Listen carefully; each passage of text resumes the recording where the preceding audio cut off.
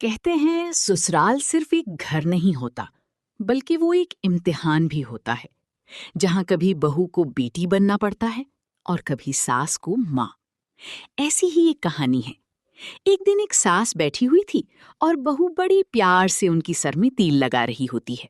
इतने में बहू की माँ का फोन आ जाता है। माँ पूछती है, क्या कर रही हो? बहू मुस्कुराकर बोलती है, अम्मी, अम्मी जी के सर में तिल लगा रही हूँ। माँ हैरान होकर बोलती है, क्यों, काम वाली नहीं आई क्या?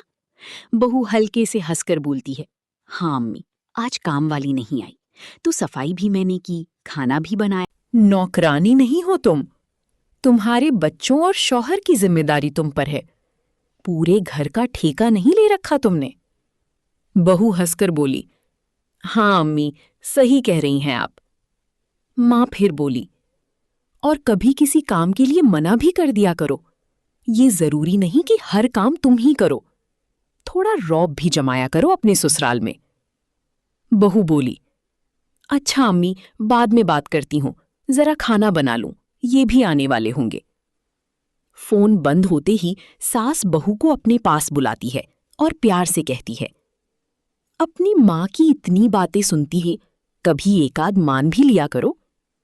बहू मुस्कुराकर बोली, अम्मी ने ही सिखाया है, सुनना सबकी चाहिए, लेकिन करना अपने दिल की चाहिए। ये सुनकर सास की आंखों में नमी आ जाती है। वो बहू को प्यार से गले लगा लेती है। दूसरी तरफ उसका शौहर ऑफिस से वापस आ रहा होता है। रास्ते में एक रक्शे वाले को अपनी बीवी से झगड़ते हुए सुनता है। रक्शे वाला गुस्से में बोल रहा होता है, बोल दिया ना, अब तुम बस मुंह बंद करो। कभी चुप भी रहा करो थोड़ी देर, हर वक्त बोलती ही रहती हो। मैं घर जाकर अम्मी अब्बू से बात कर लूंगा। वो नहीं मानते तो तुम ही कभी चुप रहा करो। कभी खाने पर लड़ाई, कभी कपड़ों पर, कभी बर्तनों पर, हर वक्त किसी ना किसी बात पर झगड़ा रहता है। ये सब सुनकर वो शख्स सोच में पड़ जाता है कि घर को सुकून से चलाना वाकई आसान नहीं होता।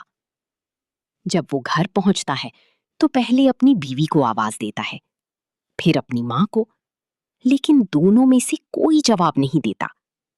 वो परेशान होकर मां के कमरे की तरफ जाता है। दरवाज़ा खोलता है तो देखता है कि इसकी माँ और बीवी एक ही बेड पर सुकून से सो रही होती हैं। ये मंजर देखकर उसके चेहरे पर मुस्कुराहट आ जाती है। वो दिल ही दिल में अल्लाह का शुक्र अदा करता है कि इसके घर में मोहब्बत है, सुकून है। रात को सब मिलकर खाना खाते हैं, हंसते हैं और खुशी से वक्त गुजारते हैं। अगले दिन बहू की सहेली उससे पूछती है, कल कहाँ थी? तुम्हारा फोन भी नहीं मिल रहा था। बहू बोलती है, एक नया रेस्टोरेंट खुला था, हम वहां गए हुए थे। सहेली फौरन बोली, वाह, तुम और तुम्हारे शौहर तो बहुत एंजॉय करते हो, हमें तो हमारी सास अलग होने ही नहीं देती। बहू हल्का सा मुस्कुराकर बोली, हाँ, मैं अकेली ही गई थी। हालांकि हकीकत ये होती है कि उसके साथ उसके सास ससुर भी गए होते हैं। सब मिलकर खाना खाते हैं, तस्वीरें बनाते हैं और खुश रहते हैं। सहेली बोली, अच्छा, फिर तस्वीरें दिखाओ। वो हंसकर बोली, यार, तस्वीरें मेरे पास कहाँ, वो तो मेरे शौहर के फोन में हैं। फिर सहेली गुस्से से बोली, मेरी सास तो हमारे फोटो देख देख कर जलती है।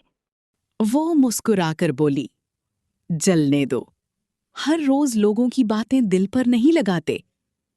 फिर वो अपनी सहेली को समझाते हुए बोली, लोगों की सुनकर खुद को मत बदला करो, वो तुम्हारे घर में नहीं रहते। घर बांटने वाली औरत नहीं, घर जोड़ने वाली औरत अच्छी लगती है।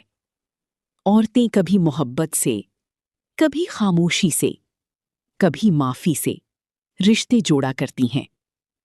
हर बात को दिल पर नहीं लगाया करते। कुछ औरतें सास ससुर को अलग करके जीत समझती हैं, लेकिन ये जीत नहीं होती। अगर मोहब्बत बचाने के लिए कभी झुकना पड़ जाए तो झुक जाया करो। ये जंग नहीं, ये रिश्तों की मोहब्बत है। याद रखो, अगर तुम किसी की मां को इज्जत दोगी तो वो तुम्हें बेटी बना लेगी। कहानी अच्छी लगे तो लाइक करें, शेयर करें, कमेंट्स करें, चैनल को सब्सक्राइब